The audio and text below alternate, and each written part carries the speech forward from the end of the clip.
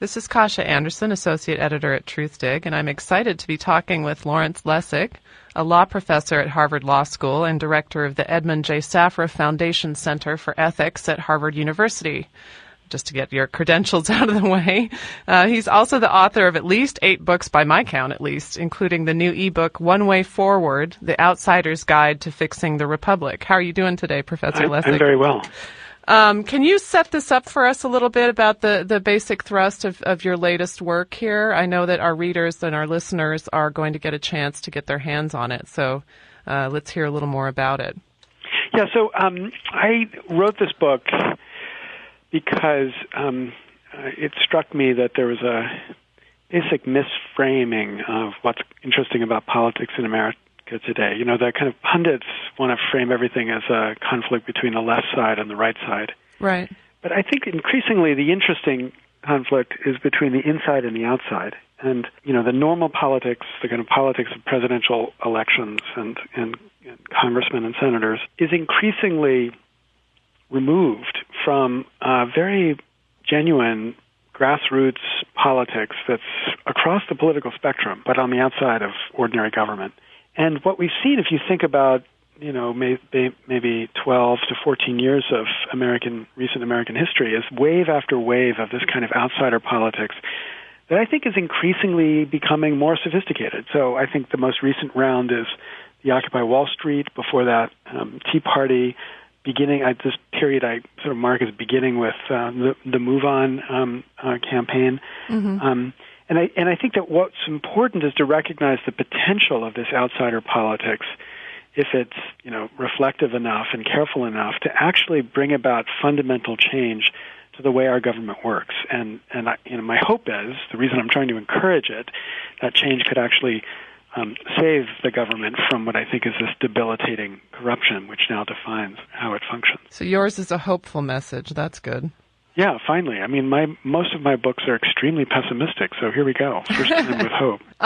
Yeah, when I was reading the description and parts of the book, let's say that the description on Amazon kicks off with something is clearly rotten in our republic, and goes on to talk about a sense of resignation shared by American voters with respect not only to their elected officials, which, you know, the quote is the best Congress money can buy, and I think a lot of people are feeling that way right now, and so on, but also regarding the democratic process itself. Can you give us a little hope about the process while you're at it? Well, the process right now is so depressing because it's been so completely polarized, and we feel like we can't do anything except just scream to the other side. And a whole tribe of politicians that used to define the great politicians of our past, the kind of, you know, seasoned, mature, reflective, moderate politicians, has disappeared. And I think you know, for most Americans, most Americans are not polarized. They're kind of,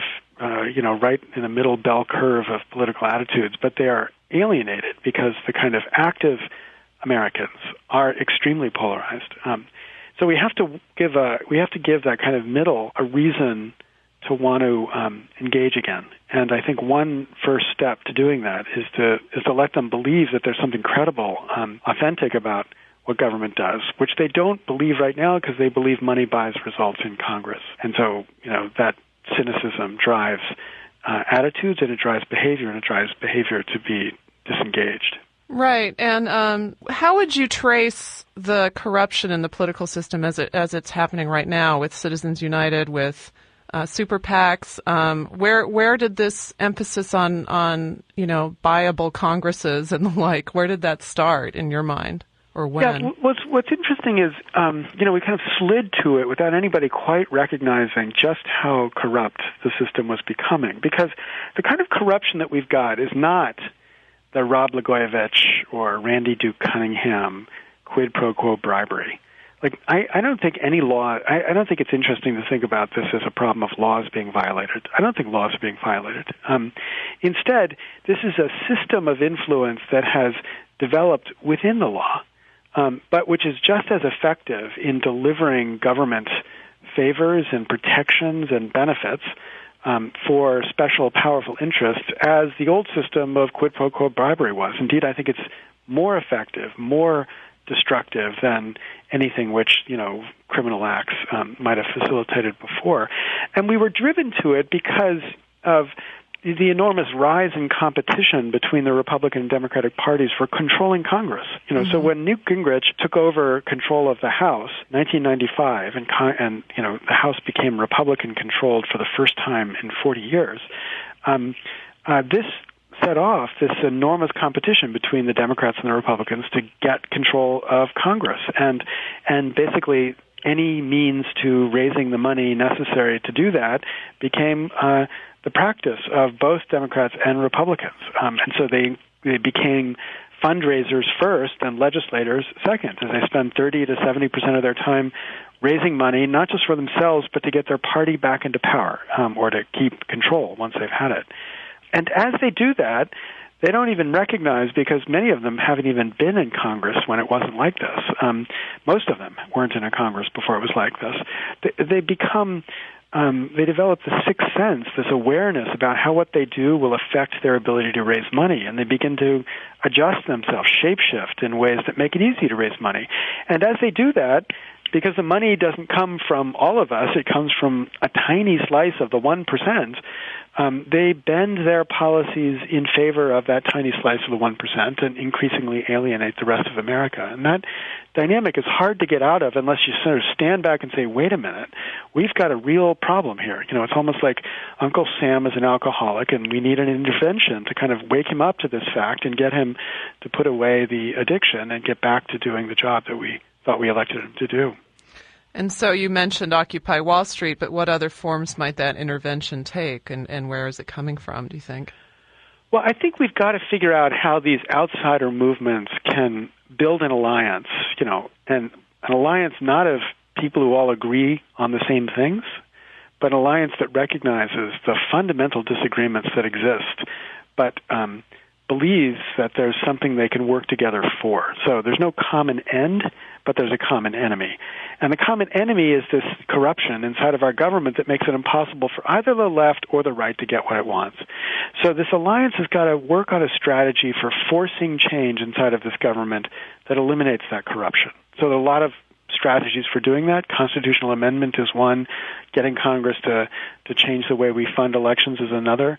But the first step is is a recognition and practice by these different outsider grassroots groups to band together for this purpose of reclaiming some integrity for this government. And that's going to be extremely hard. I don't want to minimize, how difficult that is. But I'm optimistic because I think that if we did that, we actually do have the power still to reclaim this control, and it would be enormously significant if we could do that. And a lot of your research, I gather, is on institutional corruption, and you're speaking to that right now.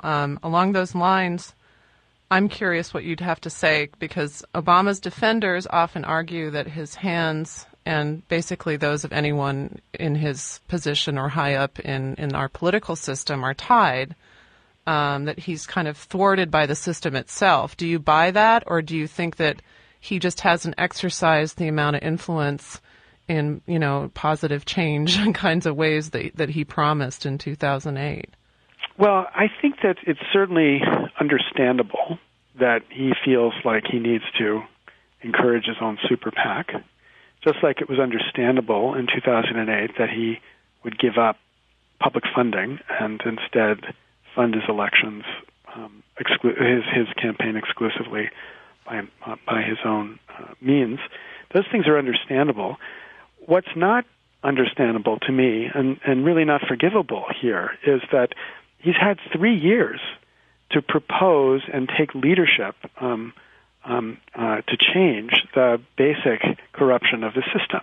And it's not like this was not an issue for him when he ran for president. Indeed, in my view, this was the central argument that made everything else that he said believable, right? That, a guy who comes in and says he's going to, deal with global warming, he's going to deal with the problem of energy, he's He's going to deal with the problem of health care. He's going to take on food safety issues. He's going to deal with financial crisis in a way that regulates Wall Street differently.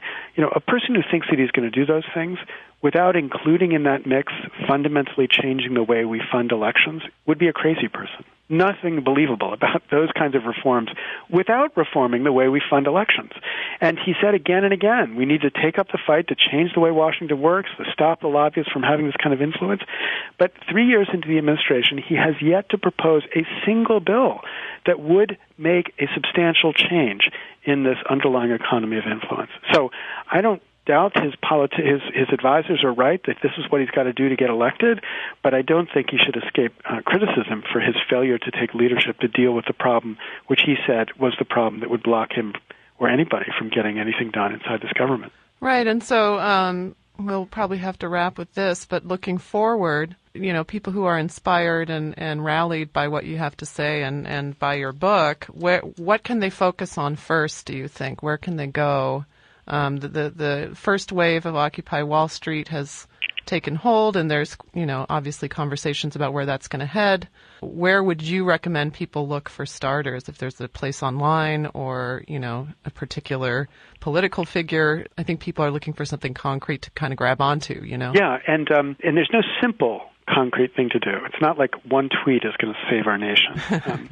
But I think people need to become involved in groups that they feel tight with, on the left or on the right, and to push those groups towards this kind of alliance. So, the alliance is the work that we're doing at Root Strikers. So Henry David Thoreau's quote, "For every 1,000 hacking at the branches of evil, there's one striking at the root." We believe this money corruption is the root, and it explains every other branch of evil that people are hacking at. We've got to get people to recognize this. So rootstrikers.org tries to do that. There's a fantastic group that we're affiliated with called United Republic, which is in the business of facilitating the coalition among these different groups to push towards this objective of fixing the corrupting influence of money inside of politics. So those are, immediate things people can go and join. But I think the hard work is the work of convincing, citizens, fellow friends, of the need to pay attention to this core corruption problem and to push hard to solve it. Mm-hmm. And that means to get unions to focus on it, to get environmentalists to focus on it, to get the Tea Party to focus on it. Whatever your issue is, you need to get people to recognize that this too has got to be your issue, or none of us are going to get anything we want from this government.